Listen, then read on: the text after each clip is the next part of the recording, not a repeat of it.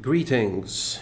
Um, I'm at a weird period in my life where I'm not watching any TV shows, I'm not going to any movies, and I wouldn't call myself like a fan of theater, but I do consider myself like in my own way a student of cinematography. I very much enjoy choice of frame, what you choose to put on the screen, what details, what kind of soundtrack comes over, and whenever I'm enjoying a visual medium, I try to really focus on the cinematography.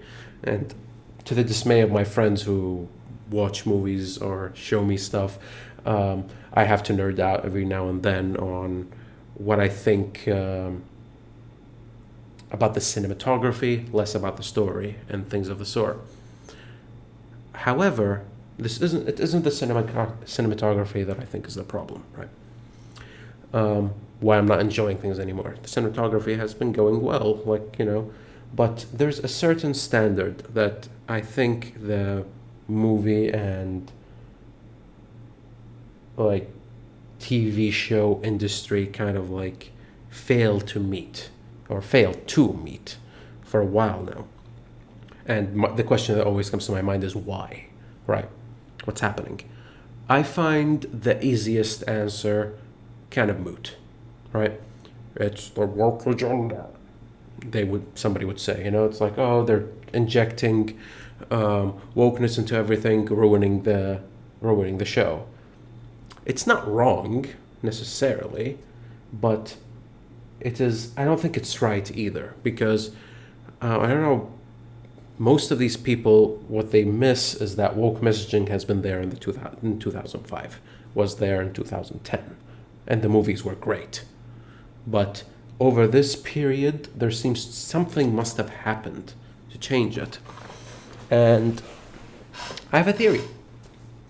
And theory comes with archetypal storytelling, right? There's the classic, oh, the hero, the thousand faces, the story wheel. Fine, whatever. That's not what I'm discussing.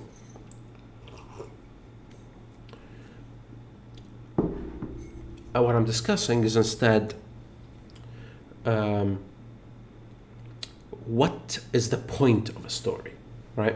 The point of a story is, some people would say, is to convey a message, and I would say you're wrong, because the question is, what's the point of a song? It's not to convey a point; it's to express a point, a feeling, and let the others do with it what they will.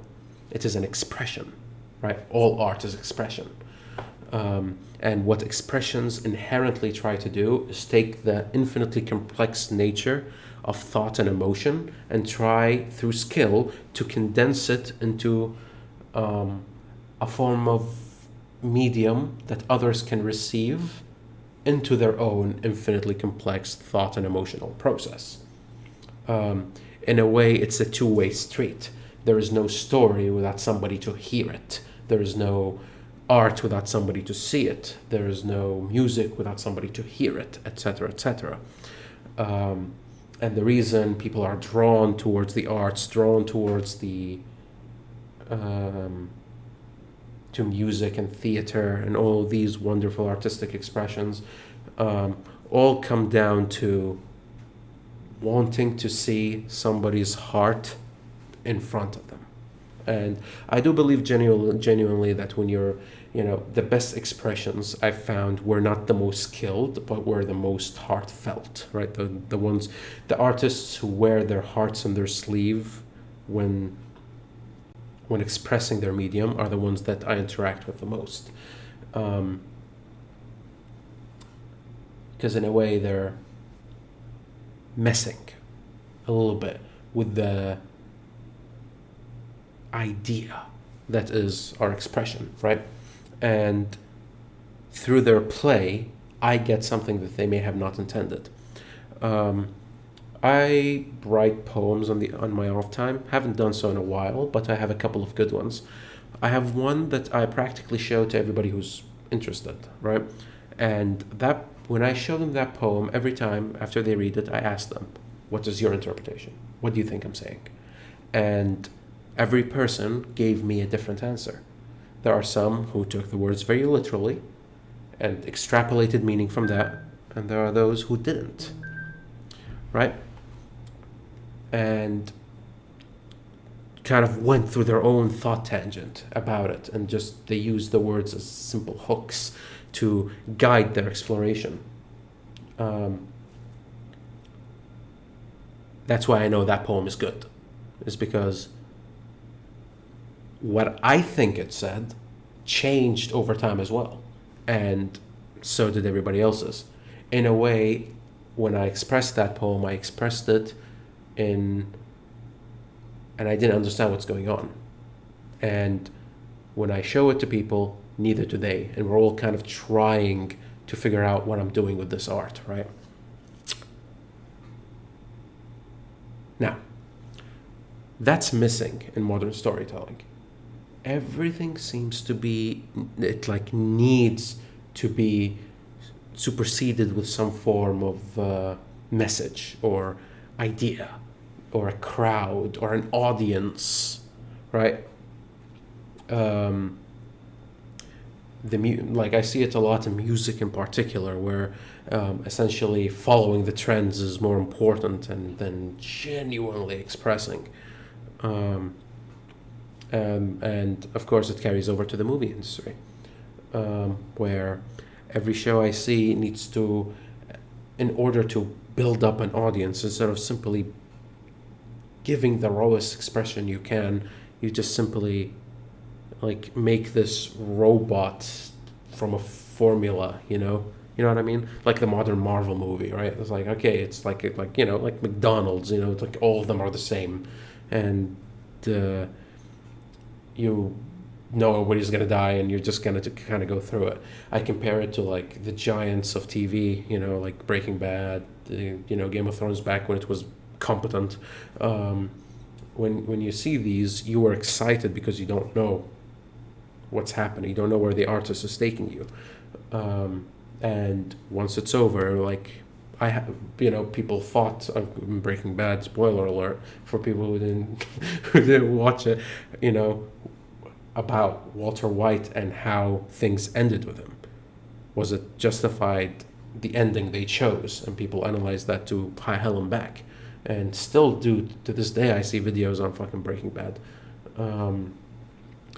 and because generally speaking, it's intense, it's raw, right? And you can feel that there was some genuinity out there. It wasn't just about putting a good product. That's certainly good. It was also about having a vision and trying to place that vision on the screen, or on the medium of choice. And I think that's generally what I feel is missing. It's almost as if, in a way, art was commodified, and people stopped thinking of movies as a high risk, high reward, ultimate expression of art, and think of it more as a way for consistent revenue, right? People are, like I've seen this on YouTube a lot, where people have like an initial period of creativity and then they just end up making podcasts, right? Because all you need to do, you have a following. All you need to do is like accept sponsorships and just talk to random people, and whoever liked you before will watch. It's weird, right? And I'm like, what about the creative stuff? And they're like, well, it doesn't do as well as this. There is a way to, in a way, commodify it. So again, that's why I feel in general that art in a way is sick where we are now. And it's sick mainly from oversaturation, from a need for it to be so successful and perform well to the point where you want to choke the art in a way. And that doesn't just go for movies, it goes for video games, it goes for music, and it goes for YouTube videos. It is now less about expression and more about creating something that will consistently go forward. It's more a job than it is an expression.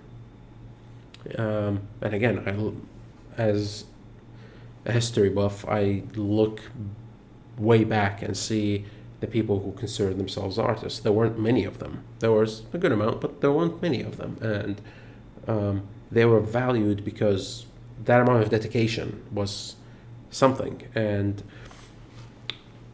the amount of creativity that we extracted from there. The reason we don't have a new Mozart is because of this, right? I don't think. I think there's somebody with the relevant skill and genius of Mozart somewhere around here in our current lifetime, but that person has probably joined in a way this hive mind that just wants to produce content. And I guess I have an issue with that word. Content. We need to make content for the channel, you know? We need to make content for Disney Plus for people to absorb. They're no longer, they're disassociated even from their artistic expression.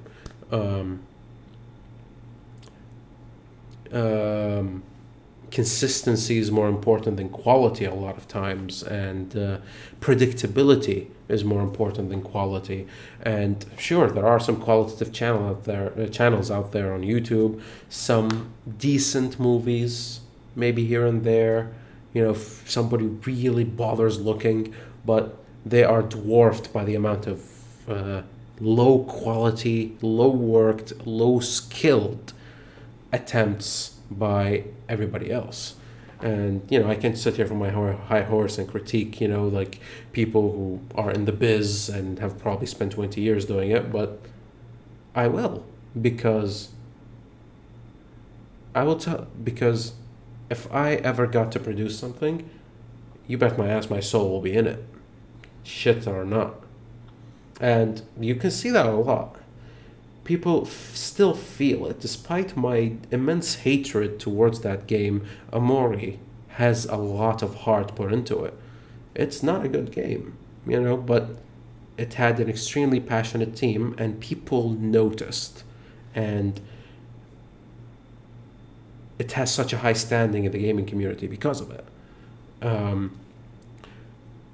That's even that, you know, and you know, God praise the indie gaming world, because you know, they try to ignite that spirit. That still suffers from oversaturation, but at least it's doing something.